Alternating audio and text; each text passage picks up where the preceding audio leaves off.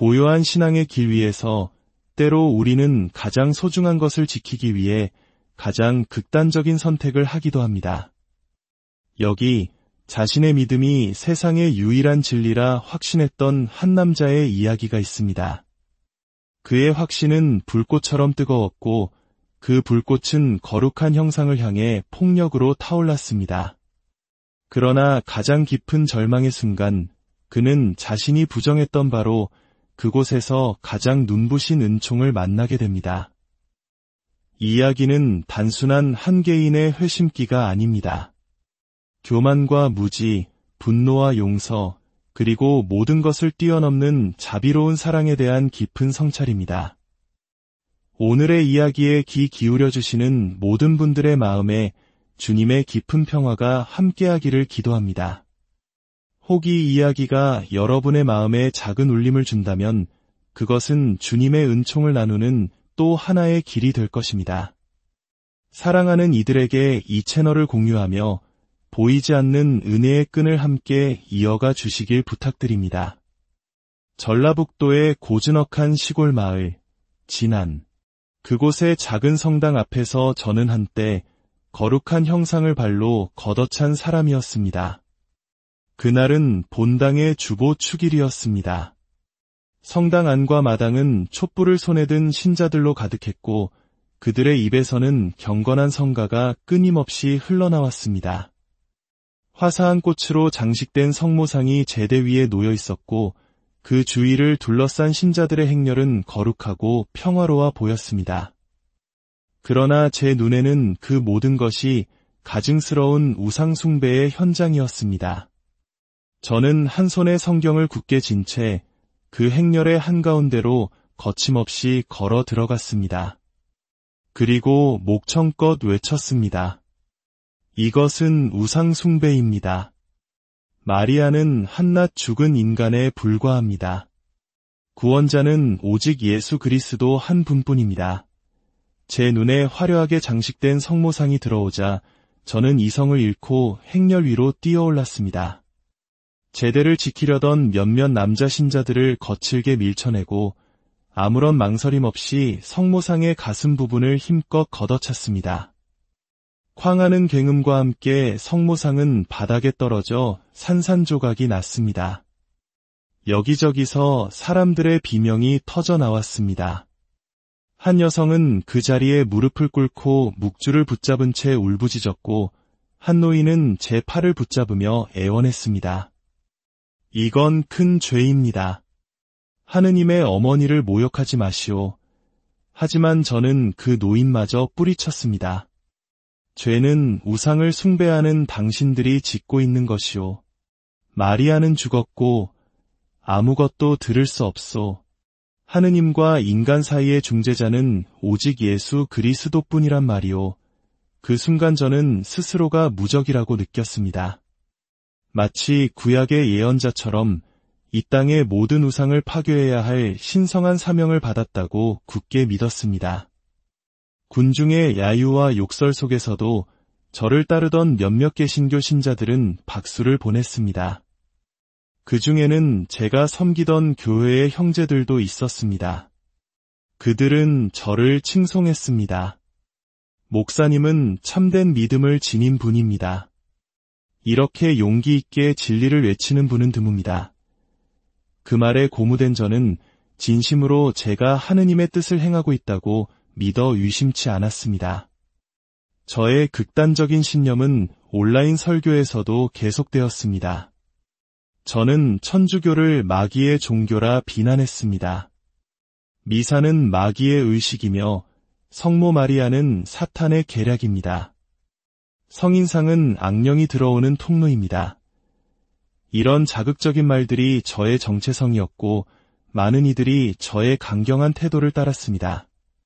저는 늘 단호했고 부드러운 말 한마디 건넬 줄 모르는 사람이었습니다.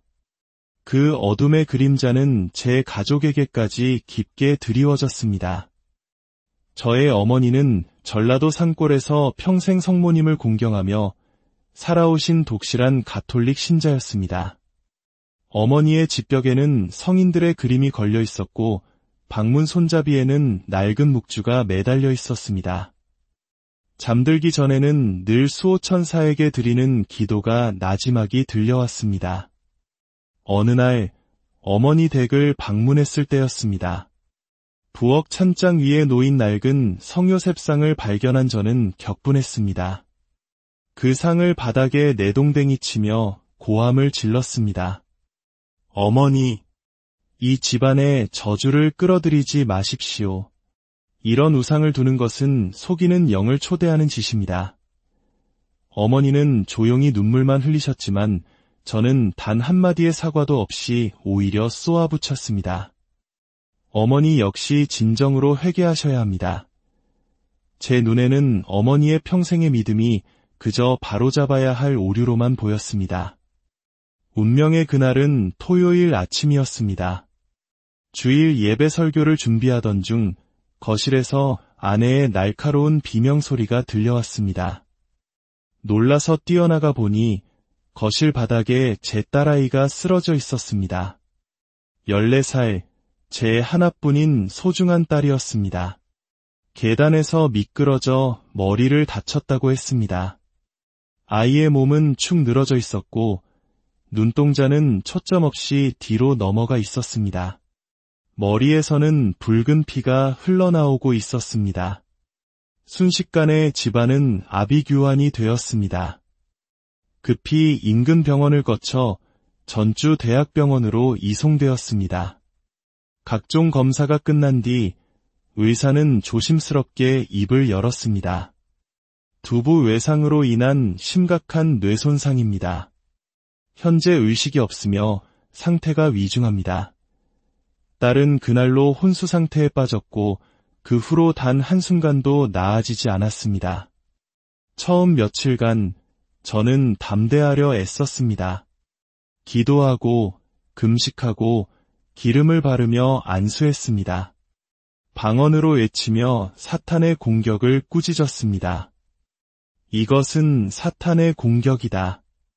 주님께서 반드시 역전시키실 것이다. 그러나 딸의 상태에는 아무런 변화도 없었습니다.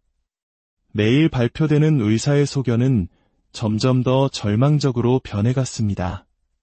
신경학적 반응 없음, 의식 회복 가능성 매우 낮음, 장기적 손상 우려. 저는 병실에서 두 손을 들고 소리쳐 기도했습니다. 성경 구절을 외치며 치유를 선포했습니다. 하지만 하늘은 침묵했고 아무 일도 일어나지 않았습니다. 처음에는 저를 찾아와 위로하던 교인들의 발길도 일주일이 지나자 하나둘씩 끊겼습니다.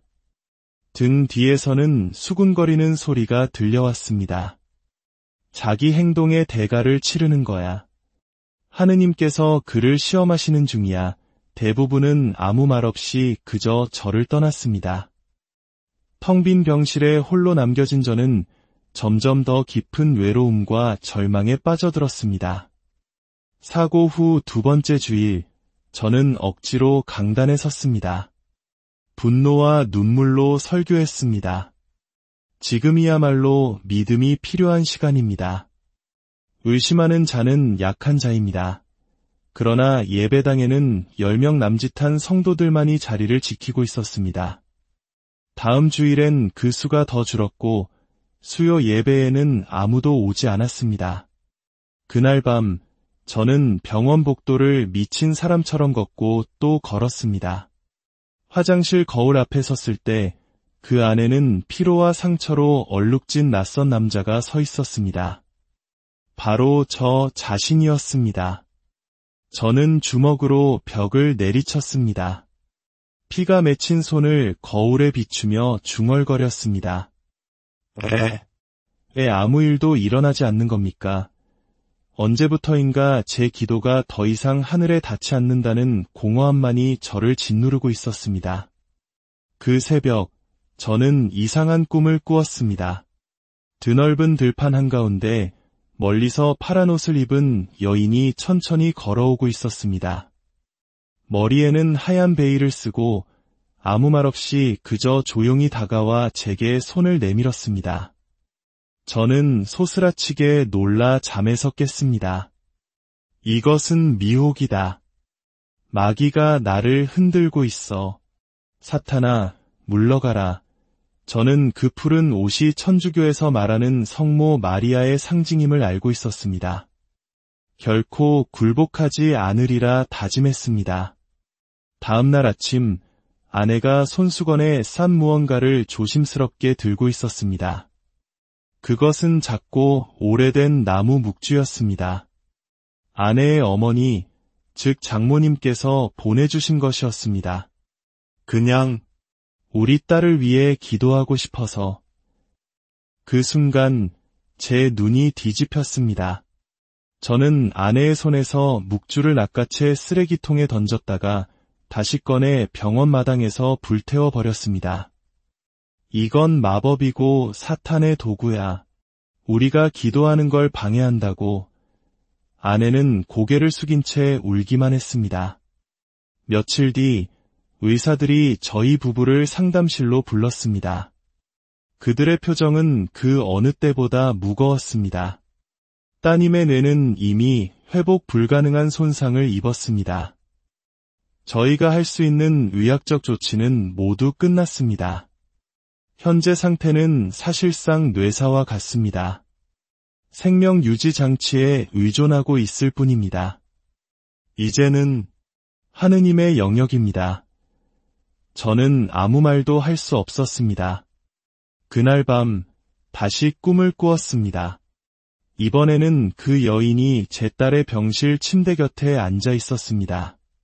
파란 옷을 입은 채 혼수 상태에 빠진 딸아이의 머리카락을 부드럽게 쓰다듬고 있었습니다.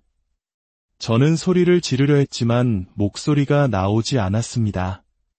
식은땀을 흘리며 잠에서 깼을 때 제 안에 무언가가 단단히 금이 가고 있음을 느꼈습니다.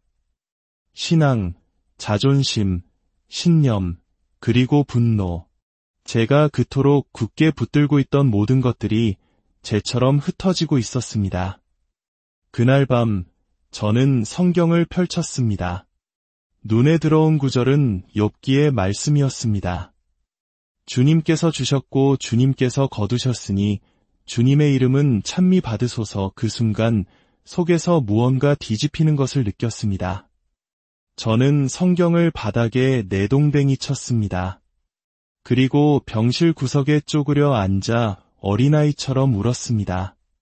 수많은 사람 앞에서 설교하던 목사, 우상숭배를 외치며 성모상을 비난했던 투사. 하지만 지금의 저는 병원 바닥에 주저앉아 상처 입은 짐승처럼 울부짖는 한 남자에 불과했습니다. 의사들은 이제 연명치료 중단을 결정해야 할 시간이라고 말했습니다. 모든 것이 무너져 내렸습니다. 더는 견딜 수 없었습니다. 그날 밤 저는 아내가 잠든 틈을 타 병원을 빠져나왔습니다. 목적지도 없이 차를 몰아 도착한 곳은 몇 주 전 제가 이웃 아주머니가 놓아둔 작은 성모상을 쓰레기 봉투에 담아버렸던 공터였습니다. 차에서 내려 어두운 풀숲으로 걸어 들어갔습니다. 성모상이 있던 그 자리에 도착했을 때 다리에 힘이 풀려 그대로 무릎을 꿇었습니다. 기도문도 설교도 그 어떤 확신도 없었습니다. 저는 그저 땅바닥에 얼굴을 묻고 소리 없이 울었습니다. 그리고 처음으로 제가 그토록 부정했던 그녀에게 말을 걸었습니다. 확신도 믿음도 없이 그저 산산조각 난 심장으로 속삭였습니다.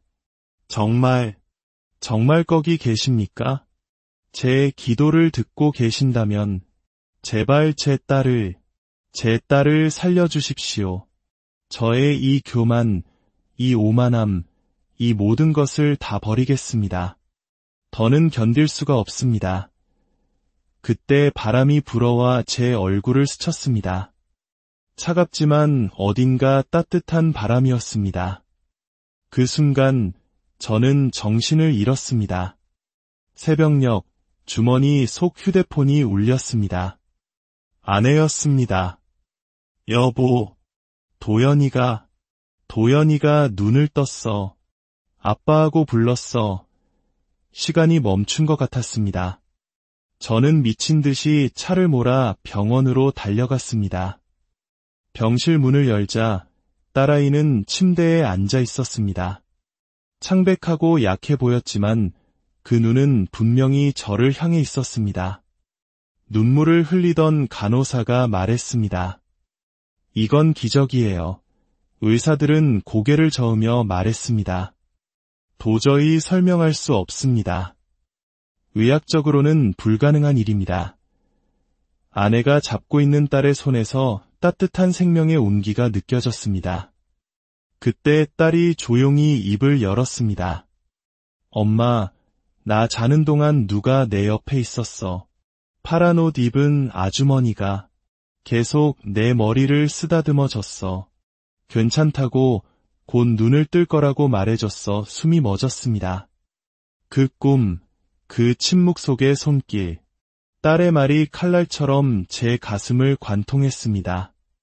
그날 오후 저는 병원 복도를 걷다가 작은 성당 유리 너머로 한 가지를 발견했습니다.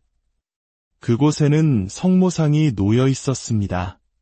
제가 지난 본당에서 발로 차 부쉈던 바로 그 성모상이었습니다. 산산조각 났던 그 상을 신자들이 한 조각 한 조각 정성껏 붙여 다시 세워놓은 것이었습니다. 상처의 균열 자국은 그대로 남아있었지만 그녀는 다시 그 자리에 서 있었습니다. 저는 한참 동안 그 상을 바라보았습니다. 죄책감, 두려움, 그리고 감사.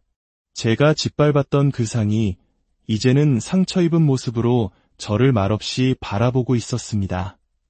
기적 이후 저는 며칠 동안 집안에 틀어박혀 있었습니다. 예전에 제가 가졌던 확신은 사라지고 깊은 침묵과 혼란만이 저를 짓눌렀습니다. 저는 어디에도 설 수 없었습니다. 그러던 어느 날부터 저는 조용히 작은 성당을 찾기 시작했습니다. 아무도 오지 않는 이른 아침, 성당 맨 뒷자리에 앉아 그저 그들 곁에 있었습니다. 낯선 제대, 낯선 성가, 낯선 기도 소리. 모든 것이 두렵고 어색했지만 이상하게도 제 마음에는 오래 잊고 있었던 평화가 강물처럼 흘러들었습니다. 그리고 마침내 저는 다시 지난 본당의 성모님 앞에 섰습니다. 제가 발로 찼던 그 상처 자국이 선명하게 남아있는 그 균열들 앞에서 저는 무릎을 꿇었습니다. 그리고 조심스럽게 그분의 발 아래에 입을 맞추었습니다. 제가 어리석었습니다. 교만했고 무지했고 눈이 멀어 있었습니다. 마음 가장 깊은 곳에서부터 회개의 눈물이 터져 나왔습니다. 그때 아내가 다가와 저를 말없이 안아주며 속삭였습니다. 여보, 성모님은 당신이 그분을 발로 찼을 때조차도 당신을 사랑하고 계셨어요. 당신이 돌아오기만을 기다리셨던 거예요. 그 말은 무너진 저를 다시 일으켜 세웠습니다. 시간이 흘러 다시 성당의 주보축일이 돌아왔습니다. 제가 성모상을 걷어찼던 바로 그날이었습니다. 본당 신부님께서 제게 뜻밖의 제안을 하셨습니다. 당신의 이야기를 들려주십시오. 이 이야기를 누구보다 잘 전해줄 수 있는 사람은 바로 당신입니다. 저는 떨리는 마음으로 그 무대 위에 올랐습니다. 몇 달 전 제가 증오에 차서 성모상을 걷어찼던 바로 그 자리였습니다. 저는 떨리는 목소리로 입을 열었습니다. 저는 한때 분노의 사람이었습니다. 무지와 교만 속에서 사랑을 모욕했습니다. 성모 마리아를 우상이라 부르고 여러분을 미혹된 자라 정죄했던 저는 딸의 죽음 앞에서 완전히 무너졌습니다. 그때 제가 가장 깊은 어둠 속에 있을 때 그분은 제게 다가오셨습니다. 아무 말 없이 조용히 제 딸의 머리를 쓰다듬으며 괜찮다고 말씀해 주셨습니다. 이제야 알겠습니다. 그분은 단지 차가운 조각상이 아니라 우리 모두의 어머니셨습니다. 위로의 손길, 사랑의 빛, 그리고 저 같은 죄인마저도 끝까지 품어주시는 하늘의 어머니십니다.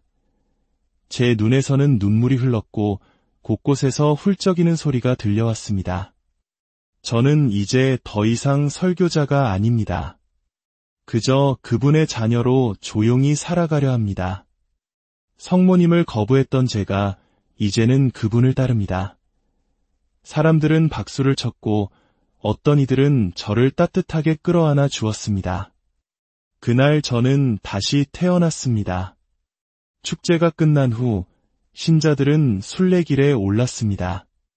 저도 아내와 딸의 손을 잡고 그 대열에 섰습니다. 맨발로 흙길을 걸으며 등에는 작은 성모상 복제품을 메고 있었습니다. 그것은 한때 제가 파괴했던 증오의 상징이었지만 이제는 제 삶을 다시 세운 용서와 회개, 그리고 사랑의 상징이 되었습니다. 저는 비로소 깨달았습니다. 이 이야기는 저 혼자만의 것이 아니라 이 땅에 사는 모든 믿는 이들의 이야기이며 저를 끝까지 버리지 않으신 하느님의 자비로운 이야기라는 것을. 오늘의 이야기가 여러분의 마음에 작은 위로와 희망의 씨앗이 되었기를 바랍니다. 잠시 눈을 감고 기도해 주십시오. 그리고 여러분의 삶 속에서 체험한 작은 기적과 위로의 순간을 소중한 이들과 나눠주십시오. 여러분의 나눔이 또 다른 영혼에게는 따뜻한 빛이 될 것입니다. 주님의 평화가 고요한 신앙의 길 위에서 때로 우리는 가장 소중한 것을 지키기 위해 가장 극단적인 선택을 하기도 합니다. 여기 자신의 믿음이 세상의 유일한 진리라 확신했던 한 남자의 이야기가 있습니다. 그의 확신은 불꽃처럼 뜨거웠고 그 불꽃은 거룩한 형상을 향해 폭력으로 타올랐습니다. 그러나 가장 깊은 절망의 순간 그는 자신이 부정했던 바로 그곳에서 가장 눈부신 은총을 만나게 됩니다.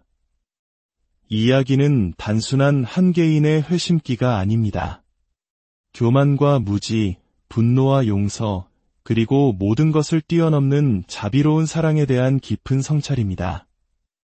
오늘의 이야기에 귀 기울여 주시는 모든 분들의 마음에 주님의 깊은 평화가 함께하기를 기도합니다.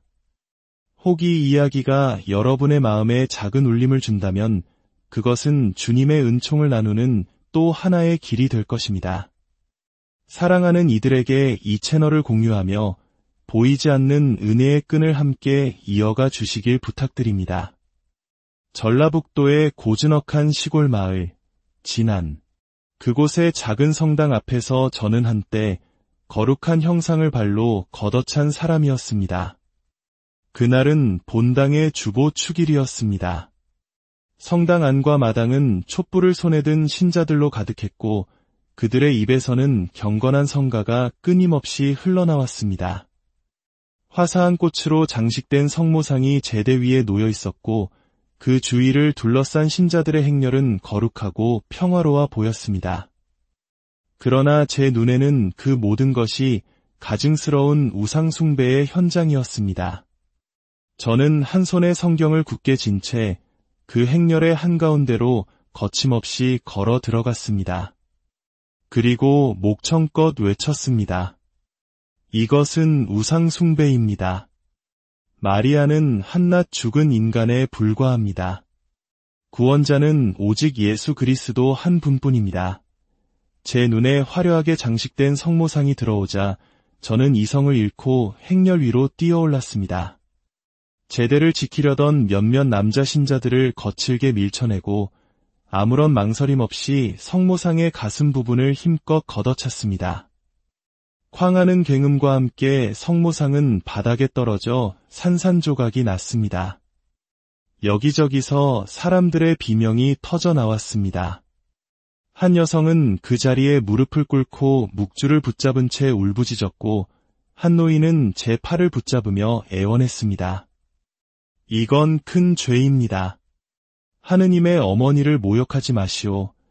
하지만 저는 그 노인마저 뿌리쳤습니다. 죄는 우상을 숭배하는 당신들이 짓고 있는 것이오. 마리아는 죽었고 아무것도 들을 수 없소. 하느님과 인간 사이의 중재자는 오직 예수 그리스도뿐이란 말이오. 그 순간 저는 스스로가 무적이라고 느꼈습니다. 마치 구약의 예언자처럼 이 땅의 모든 우상을 파괴해야 할 신성한 사명을 받았다고 굳게 믿었습니다. 군중의 야유와 욕설 속에서도 저를 따르던 몇몇 개신교 신자들은 박수를 보냈습니다. 그 중에는 제가 섬기던 교회의 형제들도 있었습니다. 그들은 저를 칭송했습니다. 목사님은 참된 믿음을 지닌 분입니다. 이렇게 용기 있게 진리를 외치는 분은 드뭅니다. 그 말에 고무된 저는 진심으로 제가 하느님의 뜻을 행하고 있다고 믿어 의심치 않았습니다. 저의 극단적인 신념은 온라인 설교에서도 계속되었습니다. 저는 천주교를 마귀의 종교라 비난했습니다. 미사는 마귀의 의식이며 성모 마리아는 사탄의 계략입니다. 성인상은 악령이 들어오는 통로입니다. 이런 자극적인 말들이 저의 정체성이었고 많은 이들이 저의 강경한 태도를 따랐습니다. 저는 늘 단호했고 부드러운 말 한마디 건넬 줄 모르는 사람이었습니다. 그 어둠의 그림자는 제 가족에게까지 깊게 드리워졌습니다. 저의 어머니는 전라도 산골에서 평생 성모님을 공경하며 살아오신 독실한 가톨릭 신자였습니다. 어머니의 집벽에는 성인들의 그림이 걸려 있었고 방문 손잡이에는 낡은 묵주가 매달려 있었습니다. 잠들기 전에는 늘 수호천사에게 드리는 기도가 나지막이 들려왔습니다. 어느 날 어머니 댁을 방문했을 때였습니다. 부엌 찬장 위에 놓인 낡은 성요셉상을 발견한 저는 격분했습니다. 그 상을 바닥에 내동댕이 치며 고함을 질렀습니다. 어머니, 이 집안에 저주를 끌어들이지 마십시오. 이런 우상을 두는 것은 속이는 영을 초대하는 짓입니다. 어머니는 조용히 눈물만 흘리셨지만 저는 단 한마디의 사과도 없이 오히려 쏘아붙였습니다. 어머니 역시 진정으로 회개하셔야 합니다.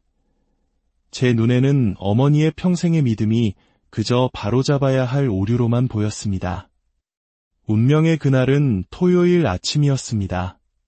주일 예배 설교를 준비하던 중 거실에서 아내의 날카로운 비명 소리가 들려왔습니다. 놀라서 뛰어나가 보니 거실 바닥에 제 딸아이가 쓰러져 있었습니다. 14살, 제 하나뿐인 소중한 딸이었습니다. 계단에서 미끄러져 머리를 다쳤다고 했습니다. 아이의 몸은 축 늘어져 있었고 눈동자는 초점 없이 뒤로 넘어가 있었습니다. 머리에서는 붉은 피가 흘러나오고 있었습니다. 순식간에 집안은 아비규환이 되었습니다.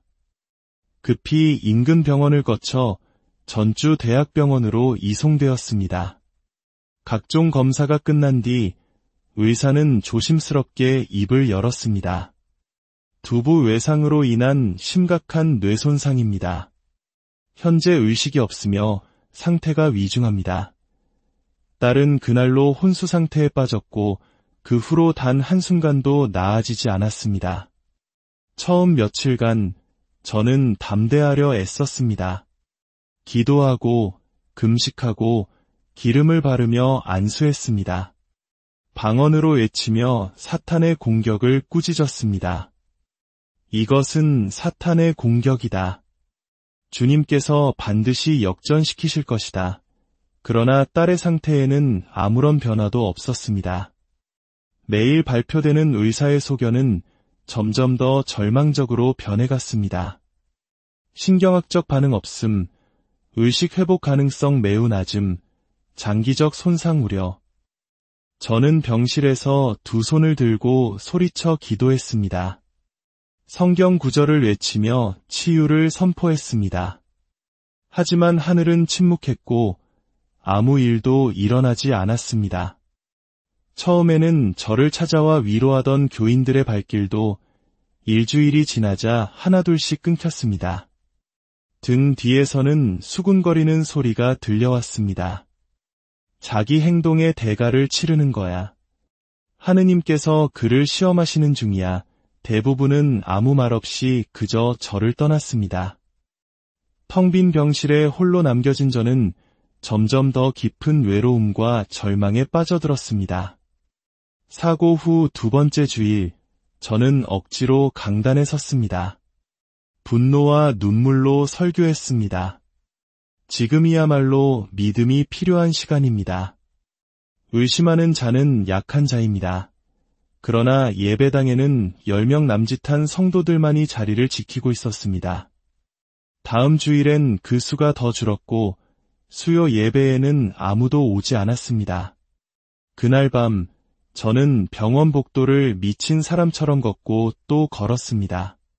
화장실 거울 앞에 섰을 때 그 안에는 피로와 상처로 얼룩진 낯선 남자가 서 있었습니다. 바로 저 자신이었습니다. 저는 주먹으로 벽을 내리쳤습니다. 피가 맺힌 손을 거울에 비추며 중얼거렸습니다. 왜 아무 일도 일어나지 않는 겁니까? 언제부터인가 제 기도가 더 이상 하늘에 닿지 않는다는 공허함만이 저를 짓누르고 있었습니다. 그 새벽, 저는 이상한 꿈을 꾸었습니다. 드넓은 들판 한가운데 멀리서 파란 옷을 입은 여인이 천천히 걸어오고 있었습니다. 머리에는 하얀 베일을 쓰고 아무 말 없이 그저 조용히 다가와 제게 손을 내밀었습니다. 저는 소스라치게 놀라 잠에서 깼습니다. 이것은 미혹이다. 마귀가 나를 흔들고 있어. 사탄아, 물러가라. 저는 그 푸른 옷이 천주교에서 말하는 성모 마리아의 상징임을 알고 있었습니다. 결코 굴복하지 않으리라 다짐했습니다. 다음 날 아침, 아내가 손수건에 싼 무언가를 조심스럽게 들고 있었습니다.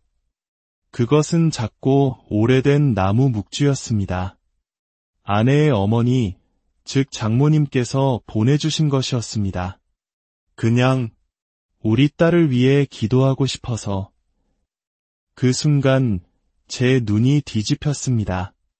저는 아내의 손에서 묵주를 낚아채 쓰레기통에 던졌다가 다시 꺼내 병원 마당에서 불태워 버렸습니다.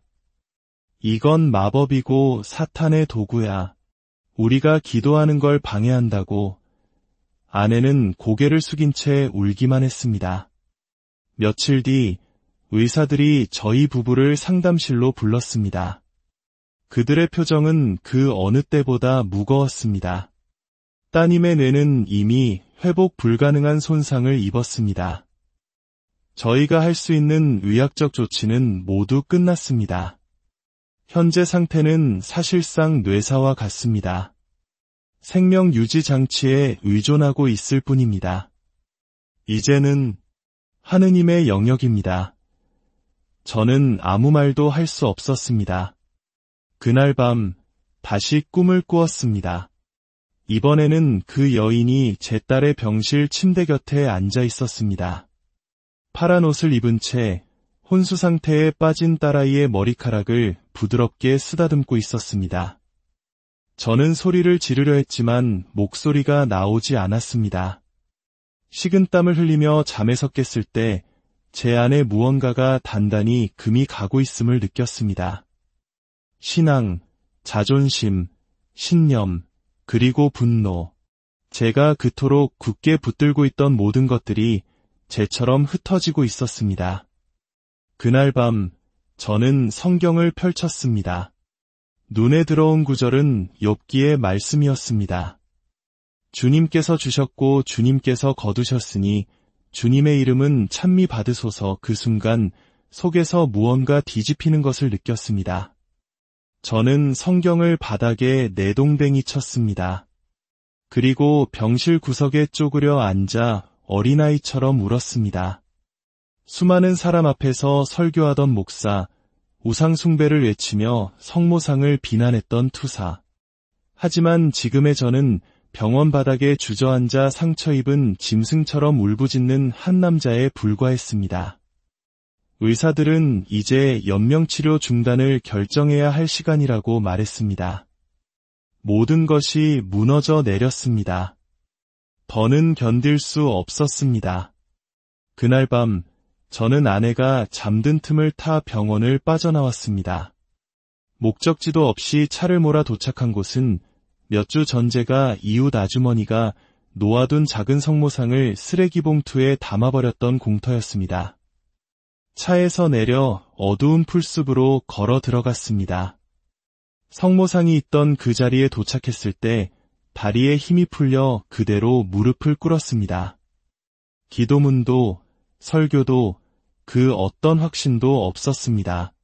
저는 그저 땅바닥에 얼굴을 묻고 소리 없이 울었습니다. 그리고 처음으로 제가 그토록 부정했던 그녀에게 말을 걸었습니다. 확신도 믿음도 없이 그저 산산조각 난 심장으로 속삭였습니다. 정말 거기 계십니까? 제 기도를 듣고 계신다면 제발 제 딸을 살려주십시오. 저의 이 교만, 이 오만함, 이 모든 것을 다 버리겠습니다. 더는 견딜 수가 없습니다. 그때 바람이 불어와 제 얼굴을 스쳤습니다. 차갑지만 어딘가 따뜻한 바람이었습니다. 그 순간 저는 정신을 잃었습니다. 새벽녘 주머니 속 휴대폰이 울렸습니다. 아내였습니다. 여보, 도연이가 눈을 떴어. 아빠하고 불렀어. 시간이 멈춘 것 같았습니다. 저는 미친 듯이 차를 몰아 병원으로 달려갔습니다. 병실 문을 열자 딸아이는 침대에 앉아 있었습니다. 창백하고 약해 보였지만 그 눈은 분명히 저를 향해 있었습니다. 눈물을 흘리던 간호사가 말했습니다. 이건 기적이에요. 의사들은 고개를 저으며 말했습니다. 도저히 설명할 수 없습니다. 의학적으로는 불가능한 일입니다. 아내가 잡고 있는 딸의 손에서 따뜻한 생명의 온기가 느껴졌습니다. 그때 딸이 조용히 입을 열었습니다. 엄마, 나 자는 동안 누가 내 옆에 있었어. 파란 옷 입은 아주머니가 계속 내 머리를 쓰다듬어 줬어. 괜찮다고 곧 눈을 뜰 거라고 말해줬어. 숨이 멎었습니다. 그 꿈, 그 침묵 속의 손길, 딸의 말이 칼날처럼 제 가슴을 관통했습니다. 그날 오후 저는 병원 복도를 걷다가 작은 성당 유리 너머로 한 가지를 발견했습니다. 그곳에는 성모상이 놓여 있었습니다. 제가 지난 본당에서 발로 차 부쉈던 바로 그 성모상이었습니다. 산산조각 났던 그 상을 신자들이 한 조각 한 조각 정성껏 붙여 다시 세워놓은 것이었습니다. 상처의 균열 자국은 그대로 남아 있었지만 그녀는 다시 그 자리에 서 있었습니다. 저는 한참 동안 그 상을 바라보았습니다. 죄책감, 두려움, 그리고 감사. 제가 짓밟았던 그 상이 이제는 상처 입은 모습으로 저를 말없이 바라보고 있었습니다. 기적 이후 저는 며칠 동안 집안에 틀어박혀 있었습니다. 예전에 제가 가졌던 확신은 사라지고 깊은 침묵과 혼란만이 저를 짓눌렀습니다. 저는 어디에도 설 수 없었습니다. 그러던 어느 날부터 저는 조용히 작은 성당을 찾기 시작했습니다. 아무도 오지 않는 이른 아침, 성당 맨 뒷자리에 앉아 그저 그들 곁에 있었습니다. 낯선 제대, 낯선 성가, 낯선 기도 소리. 모든 것이 두렵고 어색했지만 이상하게도 제 마음에는 오래 잊고 있었던 평화가 강물처럼 흘러들었습니다. 그리고 마침내 저는 다시 지난 본당의 성모님 앞에 섰습니다. 제가 발로 찼던 그 상처 자국이 선명하게 남아있는 그 균열들 앞에서 저는 무릎을 꿇었습니다. 그리고 조심스럽게 그분의 발 아래에 입을 맞추었습니다. 제가 어리석었습니다. 교만했고 무지했고 눈이 멀어 있었습니다. 마음 가장 깊은 곳에서부터 회개의 눈물이 터져 나왔습니다.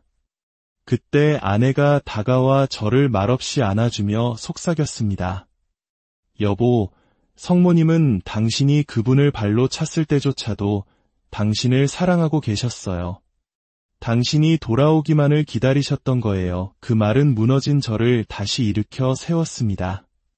시간이 흘러 다시 성당의 주보축일이 돌아왔습니다. 제가 성모상을 걷어찼던 바로 그날이었습니다. 본당 신부님께서 제게 뜻밖의 제안을 하셨습니다. 당신의 이야기를 들려주십시오. 이 이야기를 누구보다 잘 전해줄 수 있는 사람은 바로 당신입니다. 저는 떨리는 마음으로 그 무대 위에 올랐습니다. 몇 달 전 제가 증오에 차서 성모상을 걷어찼던 바로 그 자리였습니다.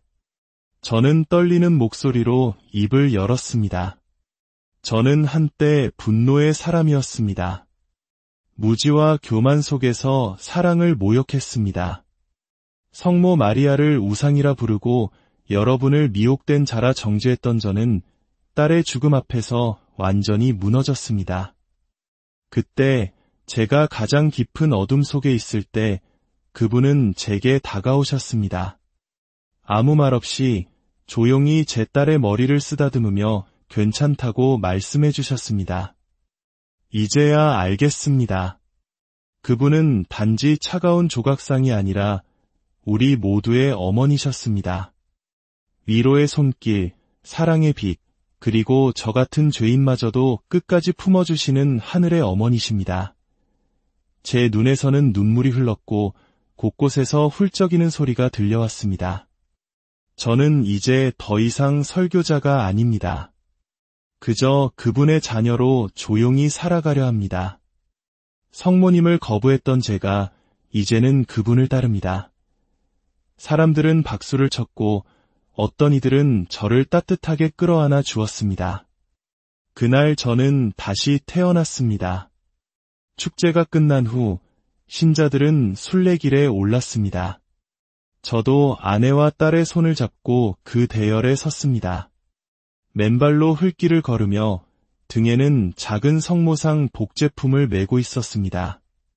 그것은 한때 제가 파괴했던 증오의 상징이었지만 이제는 제 삶을 다시 세운 용서와 회개, 그리고 사랑의 상징이 되었습니다. 저는 비로소 깨달았습니다. 이 이야기는 저 혼자만의 것이 아니라 이 땅에 사는 모든 믿는 이들의 이야기이며 저를 끝까지 버리지 않으신 하느님의 자비로운 이야기라는 것을, 오늘의 이야기가 여러분의 마음에 작은 위로와 희망의 씨앗이 되었기를 바랍니다. 잠시 눈을 감고 기도해 주십시오. 그리고 여러분의 삶 속에서 체험한 작은 기적과 위로의 순간을 소중한 이들과 나눠주십시오. 여러분의 나눔이 또 다른 영혼에게는 따뜻한 빛이 될 것입니다. 주님의 평화가 고요한 신앙의 길 위에서 때로 우리는 가장 소중한 것을 지키기 위해 가장 극단적인 선택을 하기도 합니다. 여기 자신의 믿음이 세상의 유일한 진리라 확신했던 한 남자의 이야기가 있습니다. 그의 확신은 불꽃처럼 뜨거웠고 그 불꽃은 거룩한 형상을 향해 폭력으로 타올랐습니다.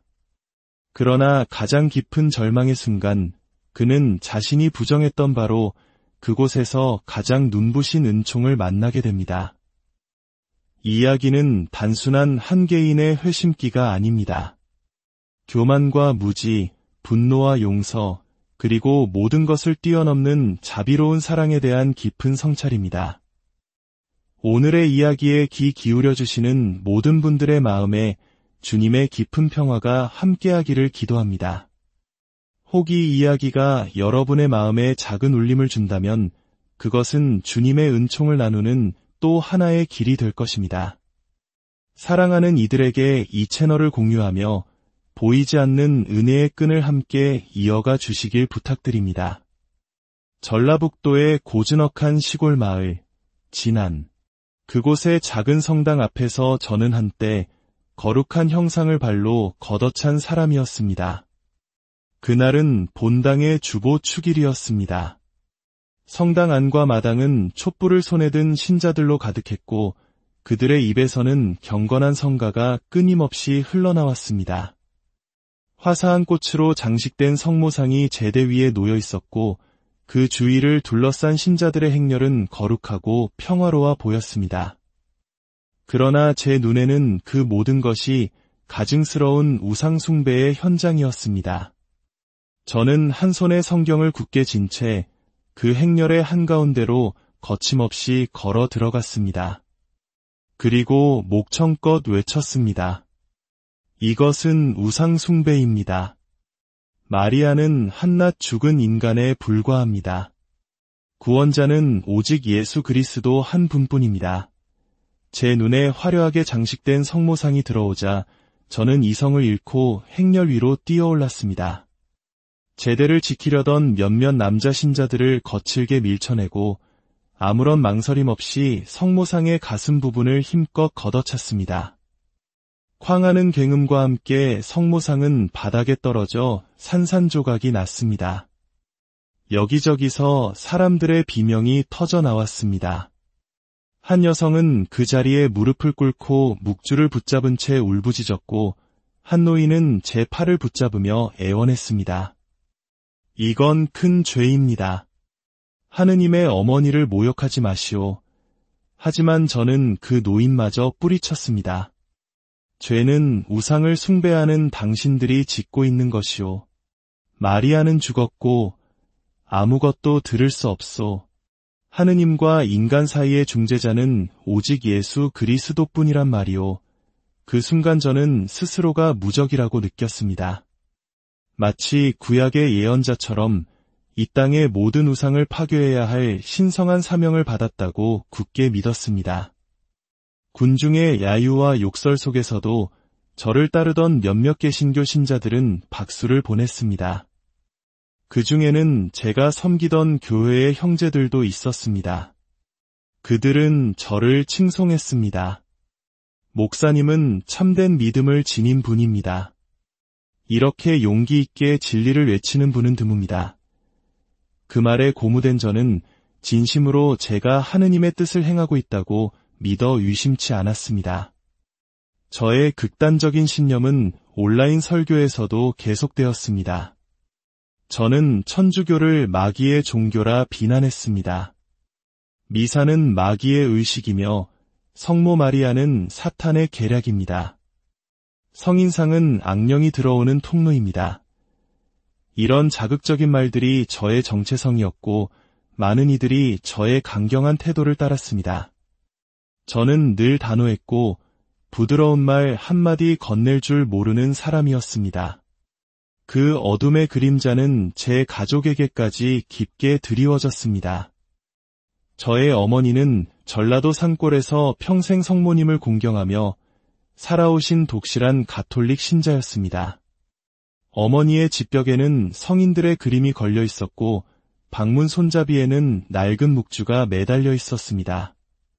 잠들기 전에는 늘 수호천사에게 드리는 기도가 나지막이 들려왔습니다.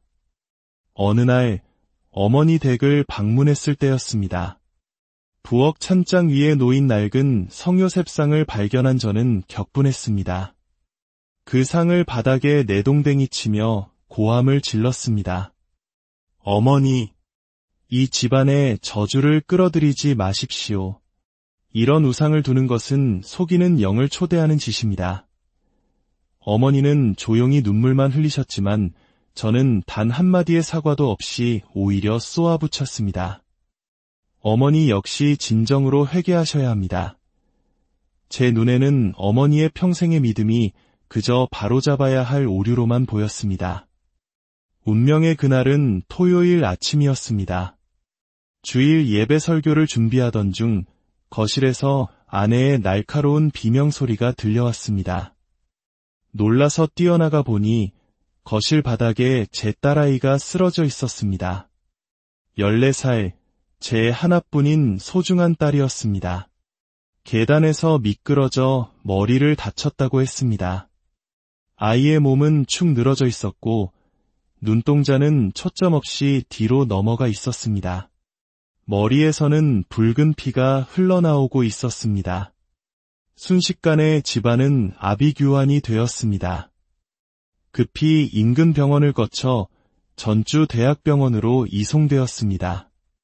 각종 검사가 끝난 뒤 의사는 조심스럽게 입을 열었습니다. 두부 외상으로 인한 심각한 뇌손상입니다. 현재 의식이 없으며 상태가 위중합니다. 딸은 그날로 혼수 상태에 빠졌고 그 후로 단 한순간도 나아지지 않았습니다. 처음 며칠간 저는 담대하려 애썼습니다. 기도하고 금식하고 기름을 바르며 안수했습니다. 방언으로 외치며 사탄의 공격을 꾸짖었습니다. 이것은 사탄의 공격이다. 주님께서 반드시 역전시키실 것이다. 그러나 딸의 상태에는 아무런 변화도 없었습니다. 매일 발표되는 의사의 소견은 점점 더 절망적으로 변해갔습니다. 신경학적 반응 없음, 의식 회복 가능성 매우 낮음, 장기적 손상 우려. 저는 병실에서 두 손을 들고 소리쳐 기도했습니다. 성경 구절을 외치며 치유를 선포했습니다. 하지만 하늘은 침묵했고 아무 일도 일어나지 않았습니다. 처음에는 저를 찾아와 위로하던 교인들의 발길도 일주일이 지나자 하나둘씩 끊겼습니다. 등 뒤에서는 수군거리는 소리가 들려왔습니다. 자기 행동의 대가를 치르는 거야. 하느님께서 그를 시험하시는 중이야. 대부분은 아무 말 없이 그저 저를 떠났습니다. 텅 빈 병실에 홀로 남겨진 저는 점점 더 깊은 외로움과 절망에 빠져들었습니다. 사고 후 두 번째 주일, 저는 억지로 강단에 섰습니다. 분노와 눈물로 설교했습니다. 지금이야말로 믿음이 필요한 시간입니다. 의심하는 자는 약한 자입니다. 그러나 예배당에는 10명 남짓한 성도들만이 자리를 지키고 있었습니다. 다음 주일엔 그 수가 더 줄었고 수요 예배에는 아무도 오지 않았습니다. 그날 밤 저는 병원 복도를 미친 사람처럼 걷고 또 걸었습니다. 화장실 거울 앞에 섰을 때 그 안에는 피로와 상처로 얼룩진 낯선 남자가 서 있었습니다. 바로 저 자신이었습니다. 저는 주먹으로 벽을 내리쳤습니다. 피가 맺힌 손을 거울에 비추며 중얼거렸습니다. 왜 아무 일도 일어나지 않는 겁니까? 언제부터인가 제 기도가 더 이상 하늘에 닿지 않는다는 공허함만이 저를 짓누르고 있었습니다. 그 새벽, 저는 이상한 꿈을 꾸었습니다. 드넓은 들판 한가운데 멀리서 파란 옷을 입은 여인이 천천히 걸어오고 있었습니다. 머리에는 하얀 베일을 쓰고 아무 말 없이 그저 조용히 다가와 제게 손을 내밀었습니다. 저는 소스라치게 놀라 잠에서 깼습니다. 이것은 미혹이다. 마귀가 나를 흔들고 있어. 사탄아, 물러가라. 저는 그 푸른 옷이 천주교에서 말하는 성모 마리아의 상징임을 알고 있었습니다. 결코 굴복하지 않으리라 다짐했습니다. 다음 날 아침, 아내가 손수건에 싼 무언가를 조심스럽게 들고 있었습니다. 그것은 작고 오래된 나무 묵주였습니다. 아내의 어머니, 즉 장모님께서 보내주신 것이었습니다. 그냥 우리 딸을 위해 기도하고 싶어서. 그 순간 제 눈이 뒤집혔습니다. 저는 아내의 손에서 묵주를 낚아채 쓰레기통에 던졌다가 다시 꺼내 병원 마당에서 불태워 버렸습니다. 이건 마법이고 사탄의 도구야. 우리가 기도하는 걸 방해한다고. 아내는 고개를 숙인 채 울기만 했습니다. 며칠 뒤 의사들이 저희 부부를 상담실로 불렀습니다. 그들의 표정은 그 어느 때보다 무거웠습니다. 따님의 뇌는 이미 회복 불가능한 손상을 입었습니다. 저희가 할 수 있는 의학적 조치는 모두 끝났습니다. 현재 상태는 사실상 뇌사와 같습니다. 생명 유지 장치에 의존하고 있을 뿐입니다. 이제는 하느님의 영역입니다. 저는 아무 말도 할 수 없었습니다. 그날 밤 다시 꿈을 꾸었습니다. 이번에는 그 여인이 제 딸의 병실 침대 곁에 앉아 있었습니다. 파란 옷을 입은 채 혼수 상태에 빠진 딸아이의 머리카락을 부드럽게 쓰다듬고 있었습니다. 저는 소리를 지르려 했지만 목소리가 나오지 않았습니다. 식은땀을 흘리며 잠에서 깼을 때 제 안에 무언가가 단단히 금이 가고 있음을 느꼈습니다. 신앙, 자존심, 신념, 그리고 분노. 제가 그토록 굳게 붙들고 있던 모든 것들이 재처럼 흩어지고 있었습니다. 그날 밤 저는 성경을 펼쳤습니다. 눈에 들어온 구절은 욥기의 말씀이었습니다. 주님께서 주셨고 주님께서 거두셨으니 주님의 이름은 찬미 받으소서. 그 순간 속에서 무언가 뒤집히는 것을 느꼈습니다. 저는 성경을 바닥에 내동댕이 쳤습니다. 그리고 병실 구석에 쪼그려 앉아 어린아이처럼 울었습니다. 수많은 사람 앞에서 설교하던 목사, 우상숭배를 외치며 성모상을 비난했던 투사. 하지만 지금의 저는 병원 바닥에 주저앉아 상처 입은 짐승처럼 울부짖는 한 남자에 불과했습니다. 의사들은 이제 연명치료 중단을 결정해야 할 시간이라고 말했습니다. 모든 것이 무너져 내렸습니다. 더는 견딜 수 없었습니다. 그날 밤 저는 아내가 잠든 틈을 타 병원을 빠져나왔습니다.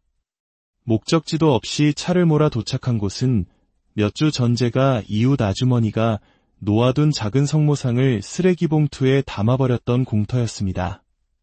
차에서 내려 어두운 풀숲으로 걸어 들어갔습니다. 성모상이 있던 그 자리에 도착했을 때 다리에 힘이 풀려 그대로 무릎을 꿇었습니다. 기도문도 설교도 그 어떤 확신도 없었습니다. 저는 그저 땅바닥에 얼굴을 묻고 소리 없이 울었습니다. 그리고 처음으로 제가 그토록 부정했던 그녀에게 말을 걸었습니다. 확신도 믿음도 없이 그저 산산조각 난 심장으로 속삭였습니다. 정말 거기 계십니까? 제 기도를 듣고 계신다면 제발 제 딸을 살려주십시오. 저의 이 교만, 이 오만함, 이 모든 것을 다 버리겠습니다. 더는 견딜 수가 없습니다. 그때 바람이 불어와 제 얼굴을 스쳤습니다. 차갑지만 어딘가 따뜻한 바람이었습니다. 그 순간 저는 정신을 잃었습니다. 새벽녘 주머니 속 휴대폰이 울렸습니다. 아내였습니다. 여보, 도연이가 눈을 떴어. 아빠하고 불렀어. 시간이 멈춘 것 같았습니다. 저는 미친 듯이 차를 몰아 병원으로 달려갔습니다. 병실 문을 열자 딸아이는 침대에 앉아 있었습니다. 창백하고 약해 보였지만 그 눈은 분명히 저를 향해 있었습니다. 눈물을 흘리던 간호사가 말했습니다. 이건 기적이에요. 의사들은 고개를 저으며 말했습니다. 도저히 설명할 수 없습니다. 의학적으로는 불가능한 일입니다. 아내가 잡고 있는 딸의 손에서 따뜻한 생명의 온기가 느껴졌습니다. 그때 딸이 조용히 입을 열었습니다. 엄마, 나 자는 동안 누가 내 옆에 있었어. 파란 옷 입은 아주머니가 계속 내 머리를 쓰다듬어 줬어. 괜찮다고 곧 눈을 뜰 거라고 말해줬어. 숨이 멎었습니다. 그 꿈, 그 침묵 속의 손길, 딸의 말이 칼날처럼 제 가슴을 관통했습니다. 그날 오후 저는 병원 복도를 걷다가 작은 성당 유리 너머로 한 가지를 발견했습니다. 그곳에는 성모상이 놓여 있었습니다. 제가 지난 본당에서 발로 차 부쉈던 바로 그 성모상이었습니다. 산산조각 났던 그 상을 신자들이 한 조각 한 조각 정성껏 붙여 다시 세워놓은 것이었습니다. 상처의 균열 자국은 그대로 남아 있었지만 그녀는 다시 그 자리에 서 있었습니다. 저는 한참 동안 그 상을 바라보았습니다.